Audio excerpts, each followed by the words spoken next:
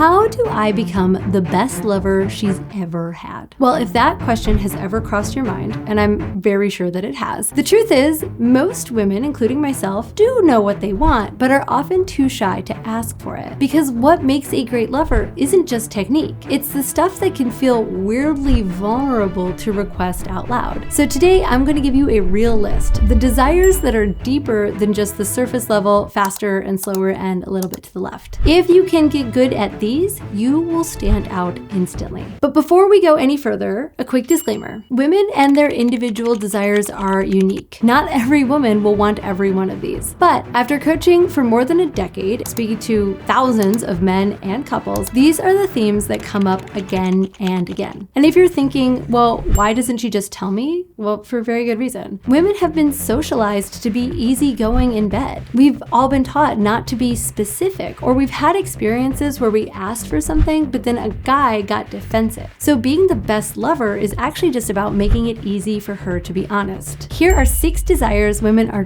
too shy to ask for in bed, but secretly want. Number 1, praise kink. If there is one kink I see across the board, yes, especially in women who don't identify as kinky, it's the praise kink. Now, I'm not talking about fake compliments or cheesy lines. Praise that communicates, I want you, I'm into you, you're safe with me, you're doing a good job. Because praise does something really powerful. It actually lowers self-consciousness and self-monitoring. It helps her to stop thinking about how she looks or sounds or performs and just start feeling. I once worked with a couple where the woman said to us, sex is fine, I just don't feel free. Once we dug in, she admitted that she was constantly thinking, do I look weird? Do I taste weird? Am I making too much noise? Am I being too much? One of the biggest shifts wasn't a new move. It was him learning to express desire out loud so that she didn't have to guess. How do you give her the kind of praise that opens her up sexually? Think of praise as 3 lanes: beauty, impact, and permission. For beauty, keep it simple and true. You look amazing. You're so beautiful. I love your body. You taste incredible. If something more specific comes up, just say it. Don't overthink it. I promise. If it's a authentic compliment, she will want to hear it. For impact, think about telling her what she does to you, the impact she has on you. You drive me crazy. You make me so hard. I've wanted you all day. You get the drift. And lastly, permission. This is the one that most men don't think to say, but might be the thing that she needs to hear. Permission phrases are something like, you can be as loud as you want. Let yourself feel all of it. I want all of you. Here's the truth about female sexuality. It's a little bit narcissistic. In order for us to fully let go, we need to feel deeply desired. Praising her in the bedroom makes her feel like she's deeply wanted just as she is. That helps her to get out of her head and into her body, which makes you a better lover. Number 2, passion and leadership. Appreciation sets the stage. Now she wants to feel wanted and she wants to feel led. When I say leadership, a lot of people immediately go to dominance. And yeah, women are into that, but for purposes of this video, let me translate dominance into something more universally accurate. What women want is confident leadership, initiative, direction, presence, without pressure and without ego, not acting or controlling, not trying to copy some performance of what you think a dominant lover should be, just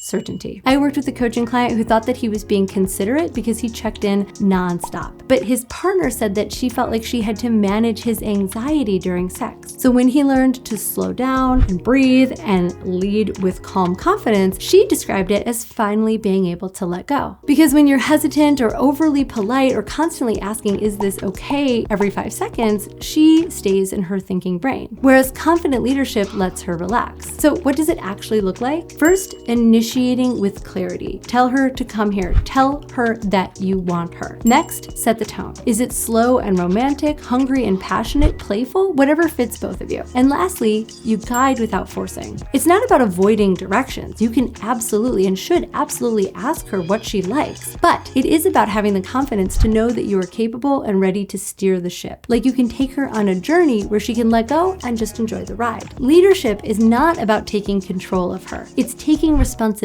for the experience while staying tuned into her needs and desires and consent. Number 3, anticipation and buildup. A lot of women want one thing that you almost never hear men talk about, and that is the anticipation and the tension and the buildup that comes along with the feeling that you're not rushing. Here's the thing. If the pattern is always the same, kiss for a few minutes, straight to the main event, sex starts to feel like a routine, not an experience. And there's research in sex science that supports the idea that female desire is often contextual flexible and can be responsive, meaning that it builds when the conditions are right, rather than just out of nowhere. So buildup is not extra, it's actually the key to everything, and it starts outside of the bedroom. Because when I say buildup, I'm not just talking about foreplay. I'm talking about the hours, even days, where she's building up her desire for you. This could look like sending her sexy text messages throughout the day, telling her how much you're thinking about her. It could look like pulling her in for a slow kiss just before you go out to dinner, telling her how much you want her. This could also look like making sure her environment is clean and atmospheric before initiating sex. And of course, it includes the act itself. Touch her slowly, kiss her neck, make her feel sensation in every part of her body before you finally go between her legs. The more you make her anticipate, the more she'll be excited for you. Number 4, permission to fully receive. This is huge, and why some women say that they can't finish even with a partner that they like. She wants permission to receive without performing. A lot of women have been trained by life, by culture, by past partners, to stay on during sex. We think that to look good, we have to moan enough and be able to orgasm enough while also making sure that our bodies look hot and don't take too long. But really, sometimes what we need to let go is to pull a funny face, to grunt, to contort our body into a strange position that gets us there. So even when you're doing everything right, if she feels like she's managing herself, she isn't able to open up to deep pleasure. Secretly, she's yearning for you to remove that pressure and make her feel like whatever she needs or is doing is perfect for you. So tell her she can take as long as she needs. Ask her if there's anything that gets her there on her own, and be open and willing to try it. Hit her with that praise talk we talked about earlier so that she knows she's safe. And when she can release pressure to respond in a certain way, then her body will react immediately. Number 5, a vibrator, and you being the one to suggest it. Yes, she wants a vibrator. And no, it doesn't mean that you're bad in bed. It's just that physics are physics. The human body was not designed to do what a vibrator can. So it's not your competition, it's your sidekick. A nationally representative US survey of over 2,000 women found that using a vibrator with a partner was pretty common, and most users said they felt comfortable doing it. It was also tied to more positive sexual function score, and satisfaction was higher when partners were in the know and supportive instead of weird about it. So we know that a vibrator would take her pleasure to the next level, but what she really wants is for you to be the man who's comfortable enough to bring it up. The key is all in how you frame it. Not, do you need that, but do you want to add a toy? Not as a replacement, but as a teammate. Tell her that you want to maximize her pleasure. That energy reads as confidence, and confidence is attractive. Number 6, variety and novelty. It's the spice of life, and it's what she wants in the bedroom. Not because she's hard to satisfy, but because novelty is one of the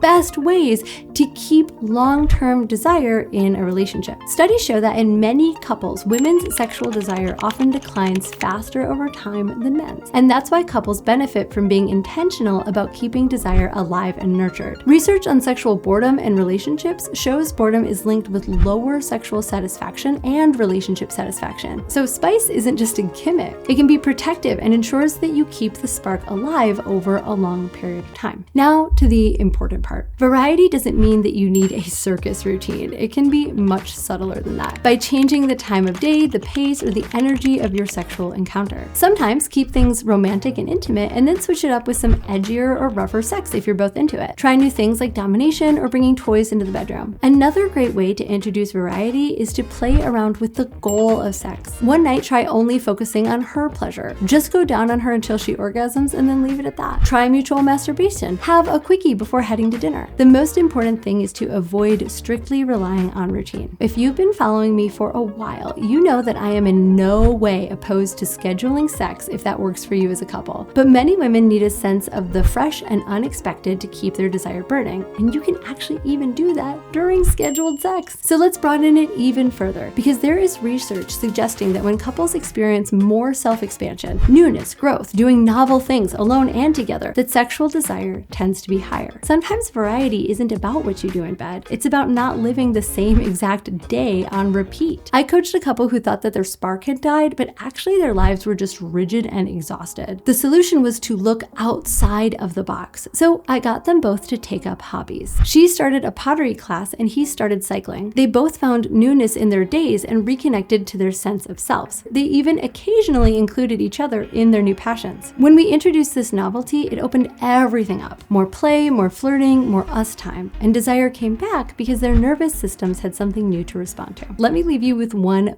bonus tip on desire. This one may be obvious, but I'm always surprised by how many men slack off on this, especially in long-term relationships. She wants enough emotional connection that sex doesn't feel empty. Not every time has to be slow, romantic lovemaking, but when women crave that kind of closeness regularly, where sex feels affectionate, it feels a lot less scary for her to be open to them if you bring them to the table with genuine curiosity and care. If you can talk about sex like teammates, your sex life will get better fast. And if you want the full roadmap, female anatomy, arousal psychology, foreplay, orgasms, toys, communication, confidence, all of it, that is exactly what my course, Legendary Lover, delivers. Because becoming a great lover isn't just about knowing tricks and techniques. It's about understanding how female pleasure actually works and having a clear, repeatable approach that you can rely on. If you're ready to stop winging it in bed and start feeling confident, Legendary Lover is linked below. So, praise, confident leadership, anticipation, permission to receive, toys without insecurity, and variety that keeps things alive is the glue. Tell me in the comments which one you think you're already good at and which one do you think you could get better at. And while you're down there, make sure you are subscribed. I'm Caitlin B. Thank you for watching, and I will see you here next week.